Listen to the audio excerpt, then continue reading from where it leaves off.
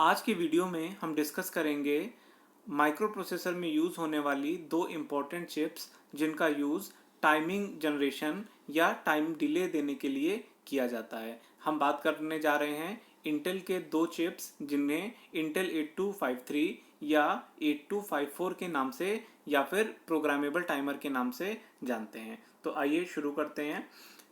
8253 या 8254 इन दोनों की चिप्स को प्रोग्रामेबल टाइमर या प्रोग्रामेबल इंटरवल टाइमर के नाम से जाना जाता है। इन चिप्स का यूज़ माइक्रो प्रोसेसर में एक्यूरेट टाइम डिलेस को जनरेट कराने के लिए या किसी लूपिंग में किसी पर्टिकुलर डिले वगैरह को देने के लिए, टाइमिंग इंस्टेंट को डिफाइन करने के लिए किया जाता है। वैसे तो टाइम डिले देने के लिए आप प्रोग्रामिंग के थ्रू भी इस काम को परफॉर्म कर सकते हो, बट प्रोग्रामेबल टाइमर यानी कि ये जो दोनों चिप्स हैं ये बेटर परफॉर्म करती हैं इस पर्टिकुलर टास्क के लिए।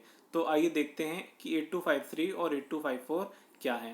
पहली चीज़ तो यहाँ पर ये जानने वाली है कि इंटेल 8254 8253 का ही सुपर सेट है, यानी कि उसी का एडवांस वर्जन है। दोनों ही को एक ही चिप के थ्रू हम लोग डिस्कस करते हैं। जब भी एग्जाम में क्वेश्चन पूछा जाएगा या तो 8253 या फिर 8254 के नाम से ही पूछा जाएगा। जनरली 8254 के नाम से ही पूछा जाता है और 8253 भी पूछा जाएगा तो भी आपको सेम आंसर करना है। केवल कुछ डिफरेंसेस हैं दोनों में जो आपको ध्यान में रखने हैं, बाकी सारी चीज़ें सेम हैं। तो क्या डिफरेंसेस हैं इनको हम लोग आइए सबसे पहले देख लेते हैं। इंटेल 8253 जो चिप था इसका ऑपरेटिंग फ्रीक्वेंसी 0 से 2.6 मेगाहर्ट्ज रहता है। 8254 के केस में ऑपरेटिंग फ्रीक्वेंसी 0 से 10 मेगाहर्ट्ज रहता है। 8253 NMOS टेक्नोलॉजी पर बेस्ड था, जबकि 8254 HMOS high density metal oxide semiconductor technology पर बेस्ड था। 8253 में रीड बैक कमांड अवेलेबल नहीं होता है। रीड बैक एक इम्पॉर्टेंट कमांड है जो लैचिंग काउंटर्स की लैचिंग के काम में आता है, जो 8253 में अवेलेबल नहीं होता है। 8254 में ये प्रोग्राम ये कमांड अवेलेबल है। नेक्स्ट है fourth point, read and right of the same counter can not be interleaved. 8254 के केस में read and right of the same counter can be interleaved, can not be interleaved. तो हम लोग एक एक करके स्टडी करेंगे। आपको पता होना चाहिए कि 8253 और 8254 के बीच में क्या डिफरेंसेस हैं। इन डिफरेंसेस को जानने के बाद अब हम लोग केवल एक ही चिप को स्टडी करेंगे और उसे मेनली हम 8254 मानेंगे। लेकिन अगर 8253 भी पूछा जाएगा तो भी आपको सेम चीज़ को ही एक्सप्लेन करना है, केवल ये जो 4 पॉइंट यहाँ पर दिए हुए हैं इनको ध्यान में रखते हुए। तो आइए शुरू करते हैं। सबसे पहले प्रोग्रामेबल टाइमर के फीचर्स देख लेते हैं। प्रोग्रामेबल टाइमर में 3 इंडिपेंडेंट 16 बिट वाले काउंटर्स होते हैं जिन्हें हम डाउन काउंटर भी कहते हैं। काउंटर का काम काउंटिंग करना होता है और डाउन काउंटर का मतलब होता है जो डाउन डाउन डायरेक्शन में, मीन्स एक वैल्यू उसमें हम दे देंगे और उसमें एक एक वैल्यू कम होती जाएगी और तब तक कम होती जाएगी जब तक वो 0 पर ना पहुंच जाए। ऐसा जो काउंटर होता है इसी को डाउन काउंटर कहा जाता है। आपको याद रखना है कि प्रोग्रामेबल टाइमर यानी कि 8254 में 3 ऐसे काउंटर होते हैं, तीनों को हम लोग देखेंगे। नेक्स्ट है 8254 can handle inputs up to 10 megahertz. तो ये बात अभी हमने ऊपर भी देख ली है, 10 मेगाहर्ट्ज तक के जो आउटपुट फ्रीक्वेंसी पर ये काम कर सकता है। नेक्स्ट पॉइंट है 3 counters are identical presettable and can be programmed for binary और BCD काउंट। तो कह रहे हैं जो 3 काउंटर अवेलेबल हैं तीनों आइडेंटिकल हैं, तीनों को प्री सेट कर सकते हैं और तीनों को ही बाइनरी या BCD दोनों में ही हम लोग सेट कर सकते हैं। मतलब बाइनरी के अकॉर्डिंग भी सेट कर सकते हैं, BCD के अकॉर्डिंग भी कर सकते हैं। Next point, counter can be programmed in 6 different mode. इन्हें 6 डिफरेंट मोड में प्रोग्राम किया जा सकता है। कौन कौन से मोड हैं? Mode 0, mode 1, mode 2, mode 3, mode 4, mode 5, यहाँ से। तो यानी कि मोड 0 से लेकर के मोड 5 तक इस तरह से 6 डिफरेंट मोड्स यहाँ पर होते हैं।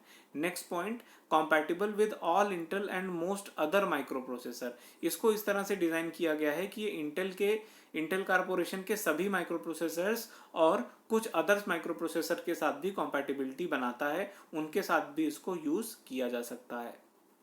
Next point, 8254 has powerful command called read back command. एक रीड बैक कमांड इसमें अवेलेबल रहता है. इसका फॉर्मेट हम लोग आगे देखेंगे भी कि रीड बैक कमांड क्या होता है. ये कमांड क्या करता है, ये काउंट मोड को चेक कर सकता है और काउंटर के करंट स्टेटस को भी पता लगा सकता है. बहुत ही यूजफुल कमांड है. आगे इसका स्टेटस हम लोग अभी देखेंगे. चलिए नेक्स्ट अब हम लोग बात करते हैं पिन डायग्राम ऑफ 8254. तो आइए पिन डायग्राम हम लोग स्टडी कर लेते हैं. 8254 के पिन डायग्राम में हम देखते हैं क्या क्या देख रहे हैं. यहाँ पर 8 बिट की डेटा बस अवेलेबल है. डेटा बस कहाँ पर आपको दिख रही है, डेटा बस अवेलेबल है पिन नंबर 1 से लेकर के 8 तक डेटा बस अवेलेबल है. D0 से D7 के फॉर्म में D0, D1, D2, D3, D4, D5, D6 and D7. समझ गए होंगे. नेक्स्ट है, इसमें मैंने बताया था कि 3 काउंटर होते हैं. काउंटर के 3 स्पेसिफिक सिग्नल होते हैं. हर काउंट मतलब 3 काउंटर हैं. 3 काउंटर में 3 सिग्नल्स हैं. कौन कौन से सिग्नल हैं, क्लॉक, आउट एंड गेट. ये 3 सिग्नल होंगे एक काउंटर में. तो कह रहे हैं कि जो पहला काउंटर जिसे काउंटर 0 बोलते हैं उसमें 3 सिग्नल कौन कौन से हैं, क्लॉक 0, आउट 0, गेट 0. जो काउंटर 1 है उसमें कौन कौन से 3 सिग्नल हैं, क्लॉक 1, गेट 1, आउट 1. तीसरा काउंटर जिसे काउंटर 2 बोलते हैं उसमें कौन कौन से सिग्नल होते हैं, क्लॉक 2, आउट 2, गेट 2.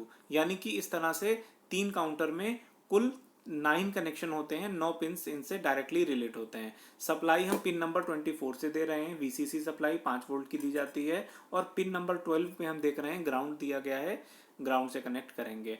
फिर इसके अलावा पिन नंबर 22 एंड 23 पर 2 सिग्नल्स लगे हुए हैं, read signal, write signal. RD बार, WR बार दोनों ही कैसे सिग्नल हैं, एक्टिव लो सिग्नल है. अगला सिग्नल है पिन नंबर 21 पर CS बार. CS बार का मतलब क्या हुआ, चिप सिलेक्ट सिग्नल. चिप को सिलेक्ट करने के लिए इसको यूज करते हैं. इसके बाद पिन नंबर 19 और 20 पर 2 सिग्नल लगे हुए हैं, A0 एंड A1, जो कि 8254 के इंटरनल एड्रेसेस के रूप में यूज किए जाते हैं. इनको हम लोग आगे देखेंगे कि किस तरह से इसको हम यूज करते हैं. तो होपफुली पिन डायग्राम आपको इसका समझ में आया होगा. देखिए बगल में एक और डायग्राम बना हुआ है. तो ये कौन सा पिन डायग्राम है, ये इसे बोलते हैं जनरल पिन डायग्राम.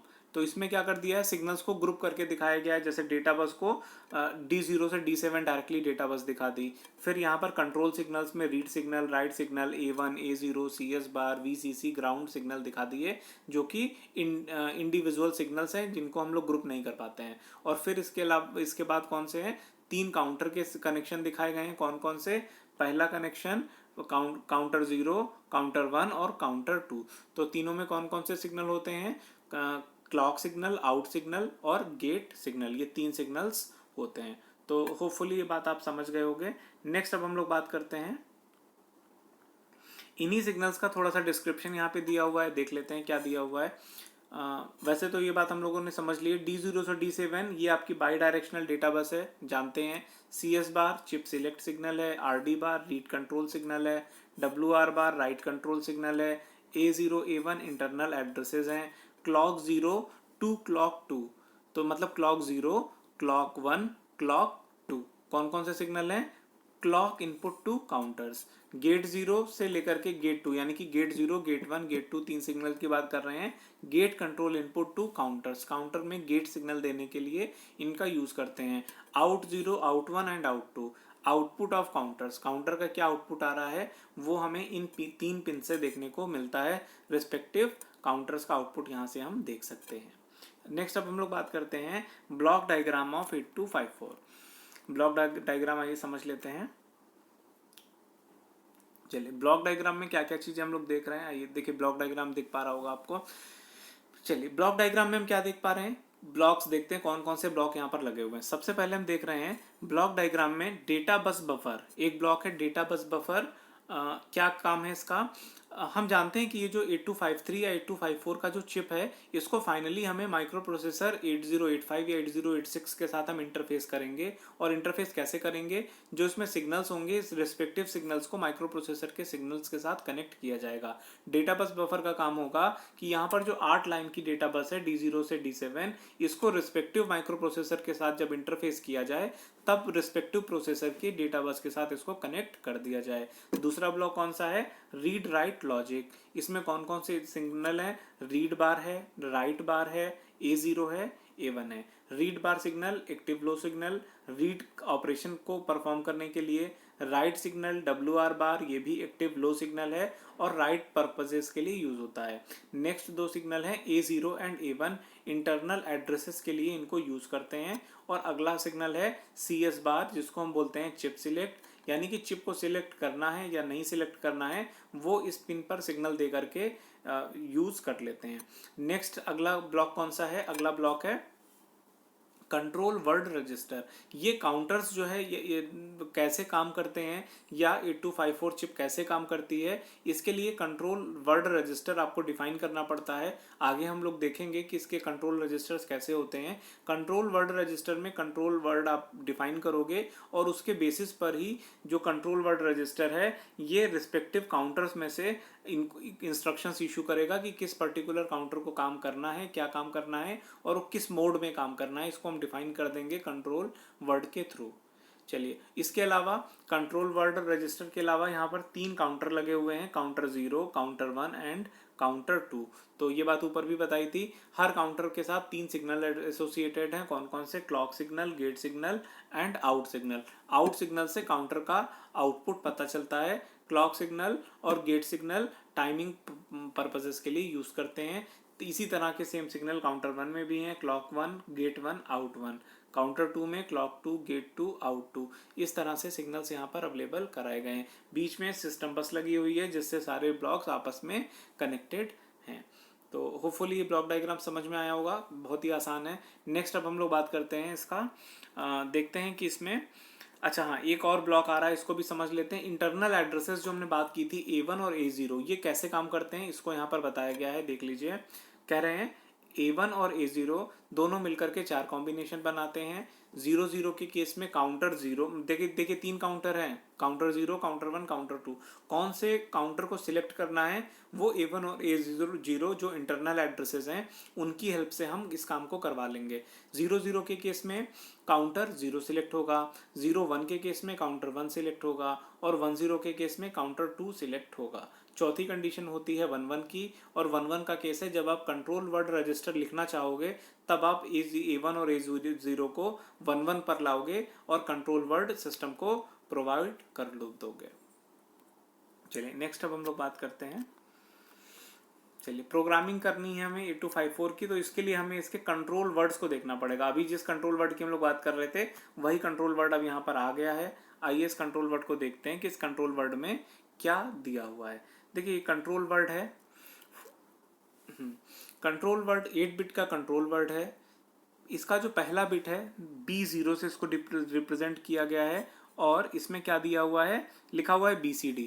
देखिए इस पर्टिकुलर प्लेस पर या तो हम 1 लिखते हैं या 0 लिखते हैं। 1 का मतलब होगा कि जो काउंटर में हम काउंट डिफाइन करेंगे वो count BCD system, number system के अकॉर्डिंग चाहिए या बाइनरी के हिसाब से चाहिए। अगर BCD के हिसाब से आपको काउंटिंग करवानी है तो इस प्लेस पर B0 वाले प्लेस पर आप 1 पुट करोगे। बाइनरी का काउंट आप चाहते हो तो इस प्लेस पर आप 0 पुट कर दोगे। B0 की बात समझ में आई? 1 यहाँ पर 1 रखेंगे BCD के लिए, 0 रखेंगे बाइनरी के लिए। अगले 3 बिट हैं B1, B2, B3। इनके करस्पॉन्डिंग क्या वैल्यूज रखी गई हैं? M0, M1, M2। M0, M1, M2 तीनों मिलकर के 8 डिफरेंट कंडीशंस बनाते हैं। इसमें से 8 डिफरेंट कंडीशन को 6 कंडीशंस में कंसोलिडेटेड किया गया है। देखिए उसमें क्या करते हैं, मैंने शुरुआत में बताया था 8254 में 6 मोड होते हैं। मतलब कहने का मतलब है कि इसमें जो 3 काउंटर्स हैं ये 6 अलग अलग मोड में परफॉर्म कर सकते हैं। ये मोड आगे हम लोग डिटेल में देखेंगे। फिलहाल ये मोड हैं कौन से, इनके नाम जान लीजिए। Mode 0, mode 1, mode 2, mode 3, mode 4, mode 5 तक होते हैं। तो इनमें से किस मोड में आपको काम करवाना है वो आप कैसे डिफाइन करोगे? M0, M1, M2 की वैल्यूज को के कॉम्बिनेशन के हिसाब से करोगे। कह रहे हैं कि M2, M1, M0 का कॉम्बिनेशन जब 0, 0, 0 होगा तो मोड 0 में काम करेंगे। 0, 0, 1 के केस में मोड 1 सिलेक्ट होगा। अगला वाला जो मोड 2 है वो कब काम करेगा? कह रहे हैं कि लिखा हुआ है क्रॉस 1, 0। क्रॉस का मतलब है यहाँ पर क्रॉस वाले प्लेस पे 0 या 1 कुछ भी हो सकता है। तो कह रहे हैं चाहे 0, 1, 0 हो, चाहे 1, 1, 0 हो, मोड 2 सिलेक्ट हो जाएगा। इसी तरह से मोड 3 कब सिलेक्ट होगा? कौन से कॉम्बिनेशन के लिए 011 या 11 के लिए मोड 3 सिलेक्ट कर दिया जाएगा। 100 का जो कंडीशन होगा मोड 4 को बिलोंग करेगा, 101 का जो कंडीशन है वो मोड 5 को बिलोंग करेगा। तो ये बात समझ में आ गई कि जो 6 मोड है, 6 मोड में से किस मोड को कब सिलेक्ट करना है, कैसे सिलेक्ट करना है, वो हम इस कंट्रोल वर्ड के थ्रू डिफाइन करेंगे और फिर काउंटर उसी पर्टिकुलर मोड में काम करने लगेंगे। नेक्स्ट 2 सिग्नल हैं। अच्छा, पहले हम लोग बात कर लेते हैं B6 और B7 पर लिखा हुआ है SC0 SC1। SC0 का मतलब यहाँ पर है सिलेक्ट काउंटर 0, दूसरे का मतलब है सिलेक्ट काउंटर 1। तो कह रहे हैं कि ये जो 2 बिट्स हैं B6 और B7, इन 2 बिट को मिला करके 4 कॉम्बिनेशन बन सकते हैं। तो इनके 4 कॉम्बिनेशन क्या क्या हो सकते हैं। एक कॉम्बिनेशन है 00 जो कि किसके लिए यूज होगा, काउंटर 0 को सिलेक्ट करने के लिए इसका यूज करेंगे। देखिए ऊपर हमने A1 और A0 का कॉम्बिनेशन भी देखा था, उसी कॉम्बिनेशन के अकॉर्डिंग हमें इस चीज को सेटअप करना होगा। सिलेक्ट काउंटर 0 कब करेंगे, 00 वाले केस में। अगर आपको काउंटर 1 से काम लेना है तो 01 यहाँ पर पुट करेंगे। सिलेक्ट काउंटर 1 के लिए 10 का कंडीशन यूज करेंगे और 11 वाली जो कंडीशन है वो यूज नहीं होती है, इलीगल कंडीशन है। B4 और B5 2 बिट और हैं, यहाँ पर लिखे हुए हैं signal RW0 RW1, read write 0 read write 1। ये दोनों बिट मिलकर के भी 4 कॉम्बिनेशन बनाते हैं। इनके 4 कॉम्बिनेशन कौन से हैं, आइए देखते हैं 4 कॉम्बिनेशन इनके कौन से हैं। पहला है 00 के केस में, कहते हैं counter latch command. Counter latch command से मतलब है रीड बैक कमांड। जो हम लोग बात कर रहे थे कि 8254 में एक रीड बैक कमांड होता है जो डिसाइड करता है कि काउंटर को किस तरह से हमें लैच कराना है, उसको हम यूज करेंगे। काउंटर्स की लैचिंग से हमारा मतलब ये होता है कि किसी पर्टिकुलर टाइम पर अगर हम देखना चाहते हैं कि काउंटर की क्या वैल्यूज हैं, तो आप कैसे देखोगे। अगर आप अचानक से बीच में देखना चाहोगे तो काउंटर के बारे में ये भी आपको बता दिया गया है कि काउंटर जो है वो 16 बिट का होता है, यानी कि लोअर 8 बिट और अपर 8 बिट। तो कह रहे हैं कि अगर आप लोअर 8 बिट को पहले देखते हो और बाद में अपर बिट को देखते हो सकता है कि एक के बाद जब दूसरे को देखने चलो तब तक काउंटर की वैल्यू चेंज हो चुकी हो। तो ऐसे केस में हमें क्या करना पड़ता है, लैचिंग का कॉन्सेप्ट यूज करते हैं, रीड बैक कमांड को यूज करेंगे, जिसका यूज करके हम इस तरह के टास्क को परफॉर्म कर सकते हैं। तो 00 का जो केस है वो काउंटर लैच कमांड के लिए यूज होता है। 01 जो है वो रीड राइट LSB ओनली। यहाँ पर LSB से मतलब है least significant byte. Least significant byte का मतलब है लोअर 8 बिट से।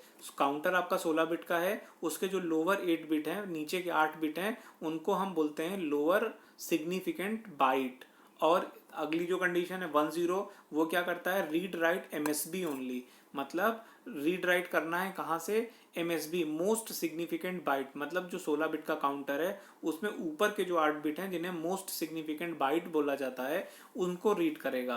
और 11 का केस क्या करेगा, read write LSB first and then MSB next. मतलब क्या करेंगे, 11 का जो केस है वो कह रहे हैं कि जो 16 बिट का काउंटर है पहले लोअर 8 बिट को आप रीड राइट करिए और फिर उसके बाद अपर 8 बिट को करिए, मतलब दोनों को ही करिए, यानी कि 16 बिट का ऑपरेशन यहाँ पर हो रहा होगा। तो ये था आपका कंट्रोल वर्ड 808254 का। तो होपफुली समझ में आ गया होगा। B0 वाले प्लेस पे 10 करते थे BCD या बाइनरी में से एक को चूज करने के लिए। अगले 3 बिट होते थे M0 M1 M2 किस काम के लिए, 6 मोड होते थे, 6 मोड में से कौन सी मोड में काम करवाना है उसके लिए होते थे। अगले फिर 2 बिट RW0 RW1 ये किस लिए होते थे, ये बताते थे कि आपको काउंटर का लैच करवाना है या फिर रीड राइट नीचे के 8 बिट करे, ऊपर के 8 बिट करे, या दोनों को बारी बारी से करे। इस बारे में 4 कंडीशन दी हुई हैं। और अगले दो बिट थे SC0 एंड SC1, यानी कि सिलेक्ट काउंटर 0 सिलेक्ट काउंटर 1। ये दोनों भी 4 कॉम्बिनेशन बनाते थे, जिनका यूज करके हम 3 काउंटर में से किसी एक काउंटर को सिलेक्ट कर लेते थे। यहाँ पर चौथी कंडीशन जो है वो नॉट यूज्ड वाली रहती थी। होपफुली ये वाला आप कंट्रोल वर्ड सीख गए होंगे और बहुत ही इंपॉर्टेंट है, कई बार एग्जाम में पूछा गया है और इसके पूछे जाने के चांस काफ़ी हद तक रहते हैं। नेक्स्ट अब हम लोग जो डिस्कस करने वाले हैं read back command. Read back command के बारे में बोला जा रहा है कि बहुत ही इंपॉर्टेंट कमांड है। इसी कमांड के बेसिस पर 8253 और 8254 के बीच में डिफरेंस किया गया है, क्योंकि 8253 में ये कमांड अवेलेबल नहीं होता है, ये कमांड केवल 8254 में ही अवेलेबल है। तो आइए रीड बैक कमांड को हम लोग देख लेते हैं कि रीड बैक कमांड में क्या होता है। Format of read back control word 8254। देखिए इसमें जो पहली बिट है B0, यहाँ पर इस प्लेस पर परमानेंट बेसिस पर 0 रखा गया है, लिखा भी हुआ है always 0, reserve for future expansion. Future expansion के लिए इसको रखा गया है कि बाद में 1 यहाँ करके कोई और कंडीशन बनाएंगे, लेकिन शायद बाद में उसकी जरूरत भी नहीं पड़ी, इसको 0 यहाँ पे रखा गया परमानेंट बेसिस पर।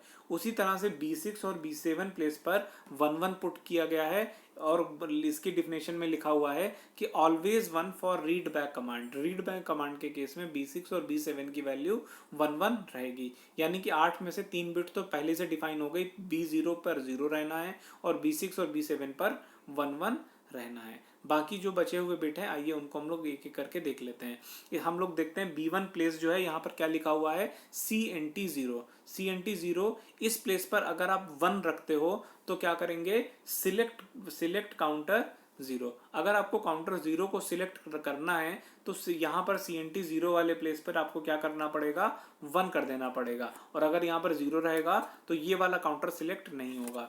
अगला है CNT1। CNT1 क्या बोल रहे हैं, अगर यहाँ पर 1 है तो क्या होगा, अगर यहाँ पर 1 है तो सिलेक्ट काउंटर 1, काउंटर 1 जो है वो सिलेक्ट कर लिया जाएगा। CNT2 पे क्या होगा, अगर यहाँ पर 1 है तो काउंटर 2 सिलेक्ट हो जाएगा, यहाँ पे देखिए लिखा भी हुआ है काउंटर 2 सिलेक्ट हो जाएगा अगर CNT2 वाले प्लेस पर 1 दिया होगा, और अगर यहाँ पर 0 दिया होगा तो ये काउंटर सिलेक्ट नहीं होगा। और एक बात और समझिए कि B1 B2 B3 में से एक समय में इन 3 प्लेस में केवल किसी एक ही जगह पर 1 होगा, बाकी 2 प्लेसेस पर 0 रहेगा। किसी एक मतलब एक काउंटर को ही आप चूज करेंगे एक बार में। अगला सिग्नल है B4 पे ST बार लिखा हुआ है। ST बार से हमारा क्या मतलब है, कह रहे हैं इस प्लेस पर अगर आपने 0 रखा हो, क्योंकि ये एक्टिव देख रहे हैं एक्टिव लो सिग्नल है, ST बार लगा हुआ है, कह रहे हैं कि ये 0 पर ऑन होता है, और जब ये ऑन होगा तो ये क्या करेगा, latch status register of selected counters. जो भी सिलेक्टेड काउंटर हैं उसके स्टेटस रजिस्टर का की लैचिंग करेगा, मतलब देखेगा कि उसमें क्या वैल्यू है उस पर्टिकुलर टाइम पर। अगला है CNT बार। CNT बार क्या सिग्नल है, एक्टिव लो सिग्नल ये भी है। क्या करता है ये, कह रहे हैं इस प्लेस पर अगर 0 होगा तो ये क्या करेगा, latch counter register of selected counters. तो कह रहे हैं जो भी सिलेक्टेड काउंटर होगा उनके काउंट रजिस्टर को लैच करवाने के काम आएगा। तो ये था read back command. Read back command कई बार पूछा भी गया है, इससे पहले जो कंट्रोल वर्ड ऊपर देखा वो भी बहुत इंपॉर्टेंट था और ये भी बहुत इंपॉर्टेंट है। इसके साथ ही साथ एक और मतलब कंट्रोल वर्ड है, आइए देखते हैं वो कौन सा है। ये है format of status word of each counter of 8254। Each counter means किसी इंडिविजुअल एक काउंटर का जो स्टेटस हमें देखना होगा, तो वो स्टेटस हमें कैसे दिखाई पड़ेगा वो चीज़ हमें यहाँ पर पता चलेगी इस डायग्राम से। तो आइए देख लेते हैं क्या क्या है यहाँ पर।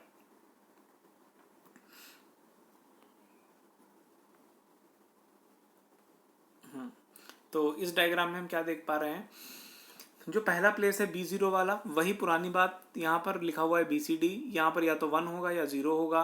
1 का मतलब है आप BCD में काउंटिंग चाहते हो, 0 का मतलब क्या होगा कि आप बाइनरी काउंटिंग चाहते हो। अगले 3 बिट B1 B2 B3, यहाँ पर रिस्पेक्टिव प्लेसेस पे क्या लिखा हुआ है, M0 M1 M2, इनके 8 डिफरेंट कॉम्बिनेशन बनते हैं, लेकिन 8 में से 6 कॉम्बिनेशन से 6 डिफरेंट मोड सिलेक्ट किए जाते हैं। ऊपर भी ये बात अभी आपको बताई गई थी, मोड 0 से मोड 5 तक 6 मोड होते हैं, और किसी एक को सिलेक्ट करने के लिए M0 M1 M2 के डिफरेंट कॉम्बिनेशंस में से किसी एक कॉम्बिनेशन को चूज किया जाता है। अगले 2 बिट RW0 और RW1, फिर से वही पुरानी बात, जो पहला वाला था वो रीड बैक कमांड के लिए होता था, दूसरा वाले में बोल रहे थे 0-1 के केस में रीड राइट LSB ओनली, 1-0 के केस में रीड राइट MSB ओनली, और 1-1 के केस में read write LSB first and then MSB। देखिए ऊपर जो कंट्रोल वर्ड था उस कंट्रोल वर्ड को आप दे करके चीज़ों को डिफाइन करते थे, और यहाँ पर आप देख रहे हैं कि किसी पर्टिकुलर टाइम पर किसी काउंटर का स्टेटस वर्ड क्या है,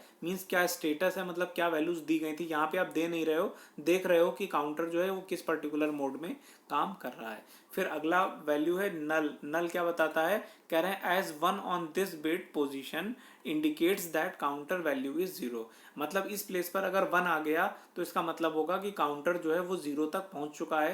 काउंटर पे हम जानते हैं हाई वैल्यू दी जाती है और वो काउंट निगेटिव डायरेक्शन में, मतलब नीचे की डायरेक्शन में एक एक माइनस करते हुए 0 पर पहुंचता है, और अगर यहाँ 0 तक काउंटर पहुंच गया है तो नल वाले प्लेस पर 1 हो जाएगा। और अगला एक और पिन है जो B7 है, लिखा है आउट सिग्नल। तो आउट सिग्नल क्या बताता है, उस रिस्पेक्टिव काउंटर का जो आउट सिग्नल है उसके लेवल को बताता है कि वो उस समय पॉजिटिव पे है या निगेटिव पे है, मतलब 1 पे है या 0 पर है। तो इस पर्टिकुलर स्टेटस वर्ड से हम क्या देख कर रहे हैं, किसी पर्टिकुलर काउंटर का स्टेटस देखने की कोशिश कर रहे हैं कि क्या पर्टिकुलर स्टेटस होगा एक पर्टिकुलर टाइम पर।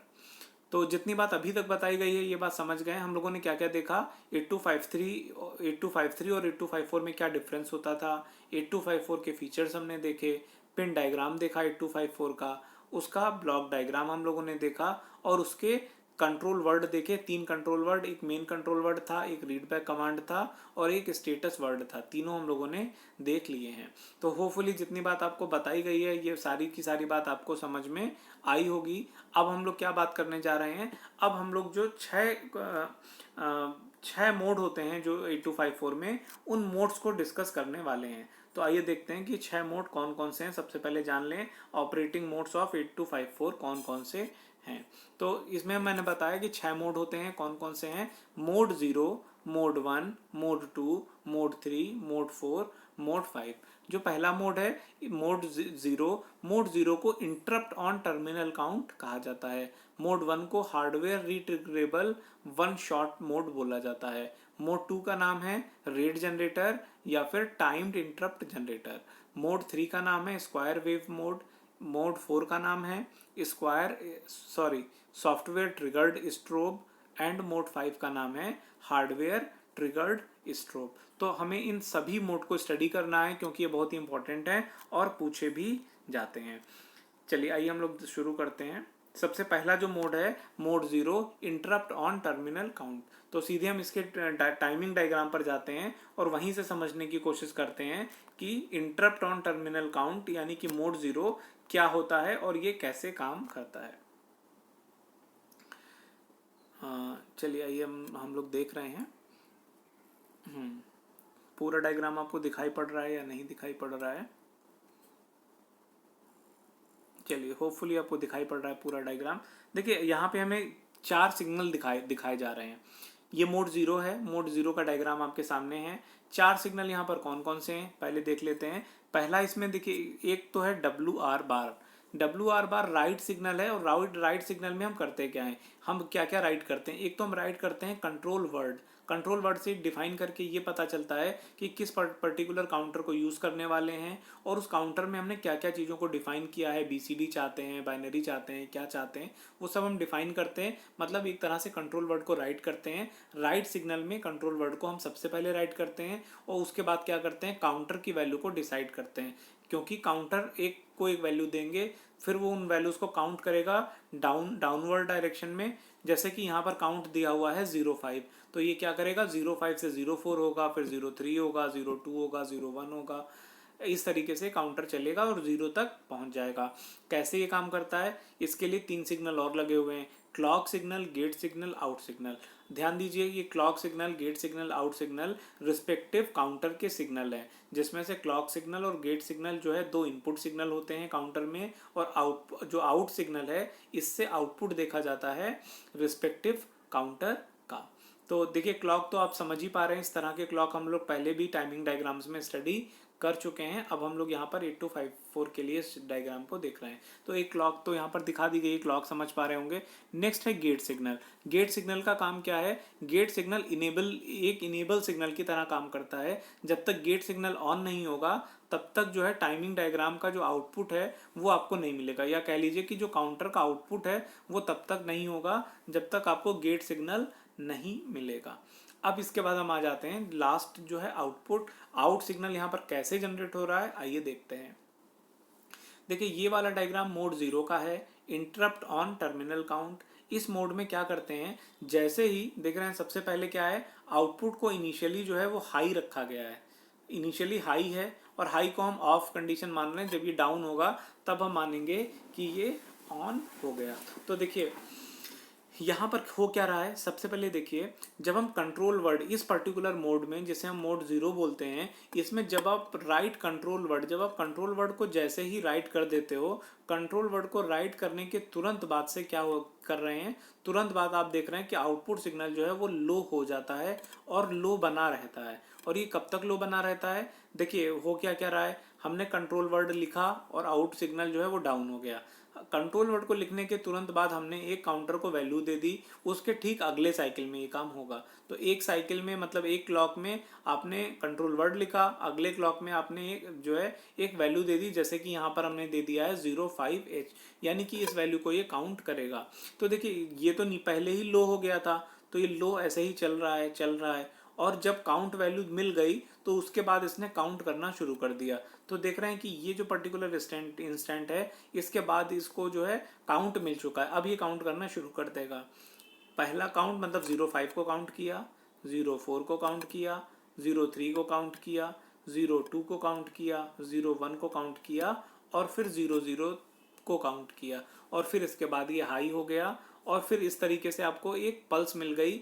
किस तरह की पल्स मिली? एक टाइम का डिले मिल गया, जो कि इस पर्टिकुलर इंस्टेंट से कहाँ तक जा रहा है, इस पर्टिकुलर इंस्टेंट तक जा रहा है। वैल्यू यहाँ पर लोड की गई, लेकिन आउटपुट जो है वो यहीं से मिलना शुरू हो गया था। कब से मिलना? जैसे ही कंट्रोल वर्ड लिखते थे वैसे ही आउटपुट मिलना शुरू हो जाता था। कौन से मोड में? मोड 0 के केस में। तो मोड 0 के केस में आपको ध्यान रखना है कुछ बातें। क्या बात ध्यान रखनी है? कि आउटपुट सिग्नल आपको लो मिलने लगता है। कब से? जैसे ही कंट्रोल वर्ड आप लिखते हो वैसे ही आउट सिग्नल डाउन हो जाता है, आउटपुट मिलना शुरू हो जाता है, और फिर अगले क्लॉक पल्स में आप काउंट वैल्यू देते हो। जो भी काउंट वैल्यू देते हो उसके अगले साइकिल से उसको काउंट करना शुरू कर देता है और 0 तक जाता है। इस तरह से आप देखते हो 05 से, वैसे तो इसको 5 बार ही काउंट करना था, मतलब 5 से लेकर के 1 तक ही काउंट करता है, लेकिन इस वाले पर्टिकुलर मोड में खास बात यह है कि ये जो भी वैल्यू दी जाती है, अगर n की वैल्यू यहाँ पर 5 रखी गई है तो ये n+1 के लिए काउंट करता है। ठीक है, तो ये ध्यान रखिएगा। लेकिन ये बात, केवल जो बात बता रहे हैं, ये बात किस मोड के लिए है? ये बात है केवल मोड 0 के लिए, जिसे हम बोलते हैं इंटरप्ट ऑन टर्मिनल काउंट। तो होपफुली ये वाला मोड आप समझ गए होंगे। बात करते हैं अगले मोड की। आइए अगले मोड की हम लोग बात करते हैं। अगला मोड है hardware retriggerable one shot. Hardware retriggerable one shot, या फिर इसको मोड 1 भी कहते हैं। ये एक मोड है जिसमें आपका काउंटर एक मोनोस्टेबल मल्टी वाइब्रेटर की तरह काम करता है। मोनोस्टेबल मल्टी वाइब्रेटर के बारे में थोड़ा बहुत आइडिया आपको जरूर मिला होगा। मल्टी वाइब्रेटर जिसमें एक स्टेबल स्टेट रहती है, जिसको एक बार ट्रिगर करना पड़ता था, उसी तरीके का कुछ कॉन्सेप्ट यहाँ पर भी है। आइए इसका टाइमिंग डायग्राम देखते हैं, वहीं से इसको समझने की कोशिश करते हैं। चलिए नेक्स्ट यहाँ पर आप देख पा रहे हैं, यहाँ पर भी देखिए वैसे ही 4 सिग्नल लगे हुए हैं। कौन कौन से 4 सिग्नल हैं? राइट सिग्नल लगा हुआ है ताकि हम कंट्रोल वर्ड को राइट कर सकें और काउंट वैल्यू को लोड कर सकें। 2 काम होते हैं, 2 चीज़ों को हमें राइट करना पड़ता है, वो चीज़ काम हम राइट सिग्नल की हेल्प से कर दे रहे हैं। दूसरी चीज़ है यहाँ पे क्लॉक सिग्नल बिल्कुल वैसे ही दिया हुआ है, फिर गेट सिग्नल दिया हुआ है, फिर आपका आउट सिग्नल दिया हुआ है। देखिए आउट सिग्नल यहाँ पर भी इनिशियली जो है वो हाई है, और जब आपको पल्स मिलना शुरू होगा तब ये जाकर के ऑन होगा, यानी कि लो हो जाएगा। ध्यान दीजिए कि जो भी पिछला मोड हमने पढ़ा था उसमें हम देख रहे थे कि जैसे ही आपने कंट्रोल वर्ड को आपने लिख दिया था, राइट किया था, वैसे ही आउट सिग्नल जो है वो लो हो गया था पिछले मोड में।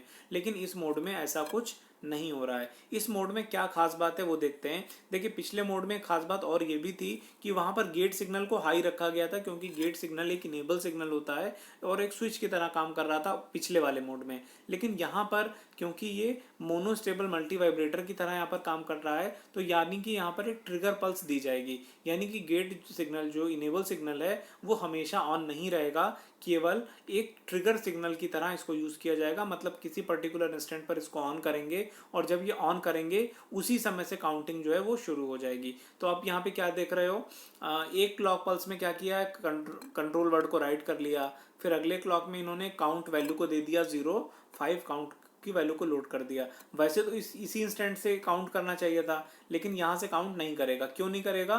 क्योंकि गेट सिग्नल इसको नहीं मिल रहा है। अभी गेट सिग्नल जो है वो लो चल रहा है, और गेट सिग्नल जब भी इसको हाई मिलेगा, मतलब गेट सिग्नल जब भी हम ट्रिगर करेंगे, केवल एक बार ऑन करके ऑफ कर देना है, वैसे ही क्या करेगा ये, ठीक उसी इंस्टेंट से काउंट करना शुरू कर देगा।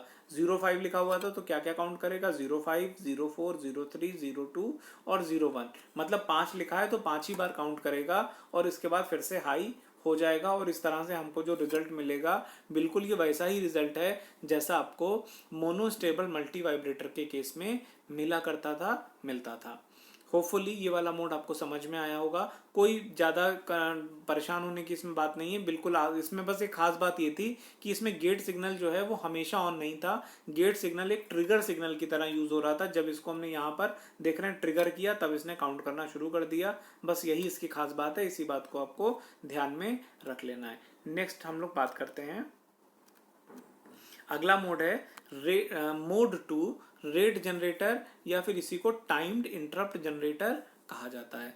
आइए चलते हैं सीधे, हम लोग इसका डायग्राम देखते हैं और डायग्राम की हेल्प से ही इसको समझने की कोशिश करते हैं कि इसमें हमें क्या करना है। चलिए, यहाँ पर भी वही 4 signal, write signal, clock signal, gate signal, out signal लगे हुए हैं। कंट्रोल वर्ड को आपको राइट करना है और फिर इसके बाद आपको एक काउंट वैल्यू को लोड कर देना है। देखिए यहाँ पर इस डायग्राम में यहाँ पे काउंट वैल्यू थोड़ी सी गड़बड़ लिखी हुई है, आपको देख लीजिएगा, बुक में भी सही कर लीजिएगा। इस पर्टिकुलर प्लेस पे होना चाहिए 03 होना चाहिए, 03H होना चाहिए। 03 के लिए ये डायग्राम बनाया गया है। तो क्या करना है, सबसे पहले आपने क्या किया, एक क्लॉक पल्स में कंट्रोल वर्ड को आपने यहाँ पे दे दिया और फिर उसके बाद आपने क्या किया, आपने एक काउंट वैल्यू यहाँ पर लोड कर दी। क्या लोड किया है हमने, 03 को लोड कर दिया है। नीचे एक क्लॉक सिग्नल दिखाया गया है। गेट सिग्नल एक इनेबल सिग्नल यहाँ पर है, कोई आपको पल्स वल्स नहीं देनी है, इसको लगातार ऑन इनेबल मतलब ऑन करके दिखा दिया गया है। और कह रहे हैं कि अब इस गेट सिग्नल ऑन है, देख लेना है सिर्फ आउटपुट जो है वो कैसे आता है। तो देखिए, जो आपका रेट जनरेटर या जो मोड 2 हम लोग बात कर रहे हैं, इसमें होता क्या है, जो भी आप काउंट पल्स देते हो, जैसे हमने यहाँ पर 03 दिया है, तो कह रहे हैं कि 3 दिया है तो तीन को ये काउंट करेगा, 3 फिर 2 फिर 1। यहाँ पर ये करता क्या है, ये आउटपुट सिग्नल, हम जानते हैं आउटपुट जो है वो इनिशियली हाई रहता है, तो ये हाई रहेगा। जब ये काउंट करना शुरू कर देगा तब भी ये हाई रहेगा। केवल जब इस काउंट का जो लास्ट वाली चीज होगी उसको जब ये काउंट कर रहा होगा तब ये लो हो जाएगा। यानी कि अगर 3 हम लोड करते हैं तो पहले ये 3 को काउंट करेगा, फिर 2 को काउंट करेगा, और जब ये 1 को काउंट कर रहा होगा तब आपकी पल्स जो है वो लो हो जाएगी। और फिर इसके बाद क्या करेगा, फिर से ये 3 को काउंट करेगा, 2 को काउंट करेगा, फिर 1 को काउंट करेगा, फिर 3 को काउंट करेगा, फिर 2 को काउंट करेगा, फिर 1 को काउंट करेगा, एंड सो ऑन। ये प्रोसेस जो है वो चलता रहेगा। इस तरीके का जो मोड है इसको हम बोलते हैं रेट जनरेटर या टाइम्ड इंटरप्ट जनरेटर। तो इसमें क्या हो करते हैं, जो भी आप वैल्यू लोड करते हो उस वैल्यू को पूरा काउंट करके जो केवल लास्ट में बचता है, केवल उसी के लिए जो है पल्स को लो किया जाता है। यानी कि अगर हम यहाँ पर 05 लोड कर दिए होते तो क्या करता, ये पहले 5 करता, 5 को काउंट करता, 4 को काउंट करता, 3 को काउंट करता, 2 को काउंट करता, और जब 1 को काउंट कर रहा होता तब ये लो हो जाता। फिर 5, 4, 3, 2 और फिर 1 के लिए लो हो जाता, एंड सो ऑन। इस तरीके का केस जहाँ पर होगा उसको हम बोलेंगे, क्या बोलेंगे, रेट जनरेटर। ये कौन सा मोड है, ये आपका मोड था मोड 2। होपफुली ये बात समझ गए होंगे, समझ में आई होगी। नहीं समझ में आई हो तो कमेंट करके मुझे बताइएगा, तो फिर मैं दोबारा से आपको बताऊंगा, या फिर व्हाट्सएप में मैसेज करके बताइएगा कि क्या बात समझ में नहीं आई, ताकि आपकी क्वेरी को रिप्लाई कर सकें। अगला मोड है, अगला मोड कौन सा है, स्क्वायर वेव मोड। कौन सा मोड है ये, mode 3 square wave mode. Square wave generate कराने के लिए ये यूज होता है। इसमें देखिए एक फंडा है, उस फंडे को ध्यान में रखना है। क्या फंडे को हमें यूज करना है, यहाँ पे फंडा हमारा ये है कि जो वैल्यू आप लोड करोगे, या तो वो वैल्यू एक इवन वैल्यू होगी या वो वैल्यू एक ऑड वैल्यू होगी। मींस जो भी वैल्यू आप लोड कर रहे होगे वो वैल्यू या तो इवन होगी या ऑड होगी। अगर इवन वैल्यू को आप लोड करते हो तो क्या होगा, n/2, अगर इसको हम n मान लें, जो भी हम काउंट को लोड करते हैं अगर हम इसको n माने और वो नंबर अगर इवन नंबर लोड किया हुआ है तो उस केस में क्या करेगा, n/2 टाइम के लिए ऑन रहेगा, n/2 टाइम के लिए ऑफ रहेगा, फिर n/2 टाइम के लिए ऑन रहेगा, फिर n/2 टाइम के लिए ऑफ रहेगा। जैसे कि इस डायग्राम में आप देख रहे, सॉरी, इस डायग्राम में राइट सिग्नल में हमने कंट्रोल वर्ड राइट किया और उसके बाद जो काउंट वैल्यू को 06 हमने यहाँ पर लोड किया हुआ है। यहाँ पर भी बुक में गलत लिखा हुआ था, जरूर सही कर लीजिएगा इसको। 06 हमने यहाँ पे लोड किया, और क्या हम देख रहे हैं 06 के केस में n, क्योंकि 6 जो है वो इवन नंबर है, यानी कि n/2 मतलब 6/2 मतलब 3, 3 बार 3 पल्सेस के लिए जो है 3 क्लॉक के लिए हाई रहेगा आउटपुट और 3 के लिए लो रहेगा, 3 के लिए हाई रहेगा, 3 के लिए लो रहेगा। वही चीज़ यहाँ पर दिखाई गई है। पर इनिशियली तो आउटपुट आपका हाई ही था, आपने कंट्रोल वर्ड लिखा, आपने जो है वैल्यू दी, और जैसे ही आपने वैल्यू दे दी इसने काउंट करना शुरू कर दिया। 6 दिया था तो 3 बार काउंट करेगा पॉजिटिव, तो किसने काउंट क्या किया, 06 04 02, और फिर 3 बार हो गया, अब 3 बार लो रहेगा, 06 04 02 लो के लिए हो गया, फिर हाई के लिए, फिर लो के लिए, फिर हाई के लिए, फिर लो के लिए। इस तरीके का जो मोड है, इसी मोड को क्या बोला जाता है, स्क्वायर वेव मोड। अब इसमें एक और बात ध्यान रखनी है, अगर दिया गया जो आपका काउंट वैल्यू है, अगर दी गई काउंट वैल्यू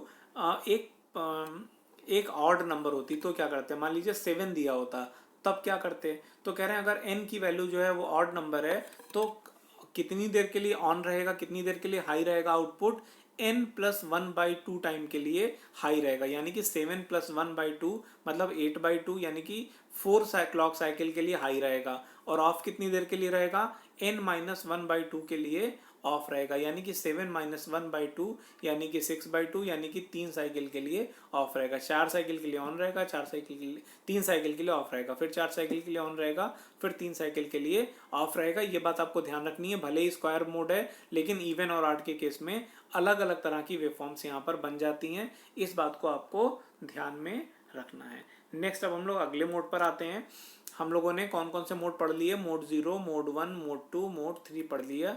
अब ये मोड 4 है, मतलब 5वां मोड है या मोड 4 है, जिस मोड का नाम है सॉफ्टवेयर ट्रिगर्ड स्ट्रोब।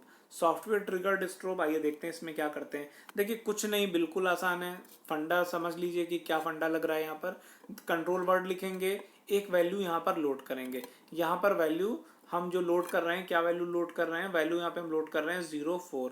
देखिए हो क्या रहा है, इस सॉफ्टवेयर ट्रिगर मोड में क्या करते हैं, जो भी वैल्यू लोड की जाती है उस वैल्यू उन चार जो भी नंबर को आपने लोड किया उस पूरे को वो काउंट कर लेगा। काउंट करने के बाद लास्ट में क्या करेगा, एक पल्स के लिए लो हो जाएगा और फिर उसके बाद हाई हो जाएगा। इस तरीके से ये काम करता है, सॉफ्टवेयर ट्रिगर्ड स्ट्रोब इसको बोलते हैं। देखिए क्या हुआ, देखिए गेट सिग्नल यानी कि जो इनेबल सिग्नल वो तो लगातार ऑन बना ही हुआ है, यहाँ पर क्लॉक जैसे पहले थी वैसे ही है। आउटपुट शुरुआत में मैंने बताया था कि शुरुआत में आउटपुट हाई रहेगा, और देखिए आउटपुट हाई है, आपने कंट्रोल वर्ड लिखा, इसके बाद आउटपुट हाई है, आपने काउंट वैल्यू 04 लिख दिया। अब ये क्या करेगा, काउंट करेगा और काउंट के समय भी हाई पे ही बना रहेगा। 04 काउंट किया, 03, 02, 01 काउंट किया, और जब चार दिया था, 4 बार काउंट कर लिया, तब एक बार के लिए ये लो हो जाएगा और फिर हाई हो जाएगा। इस तरीके का जो मोड है इसको हम बोलते हैं सॉफ्टवेयर ट्रिगर्ड स्ट्रोब। अगर यहाँ पर 04 की जगह 009 लिखा होता तब क्या होता, 9, तब ये काउंट कैसे करता, 9 8 7 6 5 4 3 2 1, मतलब पूरा काउंट कर लेता 9 से 1 तक, और फिर जब पूरा 9 बार काउंट करने के बाद उसके बाद क्या करता, एक क्लॉक के लिए लो हो जाता। इस तरीके का जो मोड है इसको हम बोलते हैं सॉफ्टवेयर ट्रिगर्ड स्ट्रोब।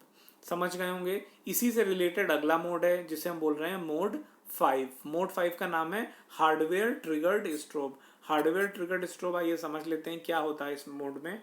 बिल्कुल वैसा ही जैसा सॉफ्टवेयर ट्रिगर्ड मोड में बताया गया है वैसा ही कुछ हार्डवेयर ट्रिगर्ड स्ट्रोब में भी होता है, लेकिन बस फर्क इतना ही होता है। क्या फर्क होता है, केवल फर्क समझिए कि क्या फर्क होता है। फर्क ये है कि उसमें गेट सिग्नल हमेशा हाई पे रहता था, इसमें गेट सिग्नल हमेशा हाई पे नहीं रहेगा। यहाँ पर गेट सिग्नल जो है वो एक ट्रिगर सिग्नल की तरह यूज होगा, यानी कि जब इसको ट्रिगर करेंगे बिल्कुल वैसे ही जैसा आप करते थे उसमें मल्टी वाइब्रेटर वाला, जो मोनो शॉट मल्टी वाइब्रेटर के केस में हम करते थे, ट्रिगर करते थे, बिल्कुल वैसा ही गेट को जब यहाँ पर ट्रिगर करेंगे तभी काम करेगा। लेकिन काम क्या करेगा, काम वही करेगा जो सॉफ्टवेयर ट्रिगर्ड मोड में करता था। देखिए क्या हो रहा है, राइट कंट्रोल वर्ड को राइट किया, फिर आपने क्या किया, काउंट वैल्यू को लोड किया। यहाँ पर भी काउंट वैल्यू जो है शायद गड़बड़ लिख दी है। काउंट वैल्यू जो हम लोड कर रहे हैं, जो डायग्राम जिसके लिए बना हुआ है वो 04 के लिए बना हुआ है।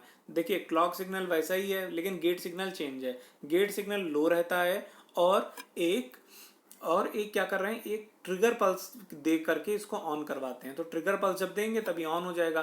कहने का मतलब ये है कि जब ट्रिगर पल्स देंगे तब ये काउंट करना शुरू कर देगा। पिछले वाले डायग्राम में जैसे ही काउंट वैल्यू दे दी थी, यहीं से उसने काउंट करना शुरू कर दिया था, लेकिन यहाँ पर ऐसा नहीं होगा। यहाँ पर काउंट कब करेगा, यहाँ पर काउंट ये तब करेगा जब आपका ट्रिगर पल्स दिया जाएगा। मतलब ट्रिगर पल्स अब यहाँ दिया है तो अब इसके बाद काउंट करेगा। काउंट क्या करेगा, आपने 04 वैल्यू लोड की थी तो 4 3 2 1 को काउंट करेगा, और जब पूरा काउंट कर लेगा तो लास्ट में एक बार के लिए लो हो जाएगा। इस तरीके से जो मोड बनता है इसको हम बोलते हैं हार्डवेयर ट्रिगर्ड स्ट्रोब। तो ये थे 5 मोड 8254 के या 8253 के। दोनों ही चिप्स लगभग सिमिलर हैं, केवल कुछ डिफरेंस जो मैंने शुरुआत में बताए थे उन बातों को ध्यान रखते हुए अगर आपसे 8253 पूछा जाए या 8254 पूछा जाए, दोनों में आपको सेम चीज़ों को एक्सप्लेन करना है, डिफरेंसेस को ध्यान में रखते हुए। तो होपफुली बात समझ में आई होगी। आज के वीडियो में हमने जितनी भी बातें की हैं, होपफुली ये सारी बातें आपको समझ में आ गई होंगी। हम लोगों ने आज के वीडियो में 8253 और 8254 का पिन डायग्राम, उसके डिफरेंसेस दोनों के बीच में, उसके फीचर्स, उसका ब्लॉक डायग्राम, उसके कंट्रोल वर्ड और जो 6 मोड ऑफ ऑपरेशन होते थे, सारे के सारे स्टडी कर लिए हैं। इसके बाद इस टॉपिक में बचता क्या है, इसके बाद इस टॉपिक में हम बचता है इंटरफेसिंग ऑफ 8254 टू 8085 या 8086। मतलब हम इस चिप को जो 8253 या 8254 की चिप है हमारे पास, इसको अब हम क्या करेंगे अगले टॉपिक में, इसको हम या तो अपने माइक्रो प्रोसेसर 8085 के साथ इंटरफेस कर देंगे, 8085 के साथ इसको जोड़ के देखेंगे कैसे काम करेगा, या फिर 8086 के साथ इसको हम इंटरफेस करने की कोशिश करेंगे। तो फिलहाल होमवर्क आपके लिए यही है कि टॉपिक आपने समझ लिया है, आप इसकी इंटरफेसिंग को बुक से देखिए, उसको समझिए, और उस पर रिलेटेड कोई क्वेरी हो तो वो मुझसे ज़रूर पूछिए और इस काम को करेंगे। और जब आप देखते हैं कि जब भी हम इंटरफेसिंग कर रहे होंगे तो उसमें खास बात यही होगी इंटरफेसिंग करते समय कि जो भी आपके माइक्रो प्रोसेसर 8085 होगा या 8086 होगा, उसमें जो पिंस होंगे उसमें डेटा बस होगी, वैसे ही 8254 में भी डेटा बस लगी होगी, या और सिग्नल्स जो है वो सिमिलर होंगे। उनको कैसे आपस में कनेक्ट करते हैं, बस इसी बात को हम लोग इंटरफेसिंग बोलते हैं। तो डायग्राम दिखने में बड़े बड़े होते हैं लेकिन होते बहुत ही आसान है अगर आपको ये पता हो कि इंटरफेसिंग का मतलब क्या होता है।